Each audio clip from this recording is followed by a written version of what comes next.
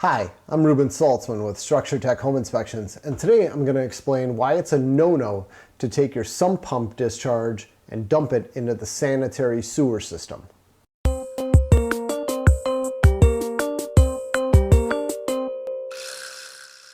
So the sanitary sewer system is the place where all of the wastewater from our sinks and bathtubs and showers and toilets empty into.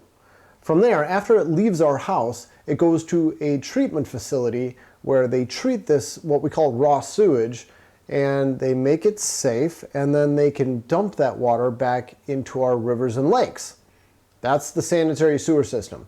Now, we also have a secondary drainage system, another sewer system called the rainwater system or the storm system.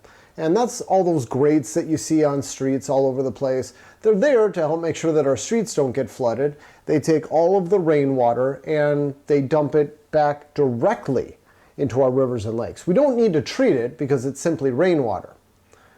So now we've defined these two systems. The problem is when you take the rainwater that's supposed to go back to our rivers and lakes just directly, and you run that into the system that's supposed to be treated.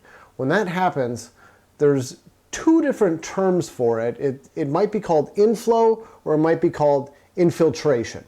When it's infiltration, it means that maybe you have a storm sewer drain going from your house out to the street, and you've got some cracks in there, maybe some tree roots have gotten in, and rainwater can find its way into that pipe and then go to the treatment facility. That'd be considered infiltration. The other type is called inflow, and that's where you take your sump pump and you dump it directly into the city's sewer system. It's a big no-no, at least here in the Twin Cities it is. You get to other parts of the country, I don't know what their rules are, but it's definitely a problem here in the Twin Cities, and there's basically two things that can happen when everybody does this. Number one, you got the potential to take raw sewage and have it go to our rivers and lakes because our treatment facilities end up being overwhelmed. They can't handle this huge influx of water to be treated when everybody's taking rainwater and they dump it into that system. So that's yucky. And then what's even worse is that this can cause private homes' sewer systems to back up. When everybody dumps water into that system, you can get sewage dumping back into people's houses. And I call that one double yuck. So there's good reasons to not do this. According to some of the information online in a number of the cities here in the Twin Cities, it costs hundreds of millions of dollars to treat all of this. So cities are pretty serious about not allowing this. It's such a big deal that there are many municipalities within the Twin Cities metro area where they have required something called an inflow and infiltration inspection, or an I&I, at the time that you're selling your house. And they want to make sure that there's no way that any of this rainwater is going to make its way into that sewage treatment facility. And from a home inspection perspective, the thing that we usually see is somebody taking their sump pump discharge and running it right into the sanitary sewer system. That's what this picture is showing. It doesn't really get any more obvious than this. We got a pipe coming out of that sump pump. It goes right into the same drain system that the sinks and the toilets go into. That would be considered an improper or illegal connection. Something not quite as obvious would be taking a corrugated drain from a sump pump discharge and just running it to a floor drain. It doesn't look as obvious, but we're doing the exact same thing. We're taking rainwater and we're dumping it into our sanitary sewer system.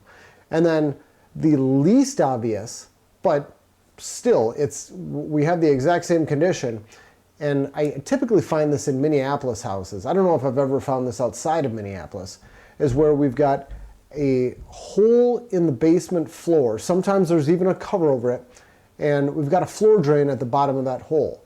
This is essentially a sump basket, and sometimes it'll even have drain tile going to it, and then you've got a floor drain going to the sanitary sewer system.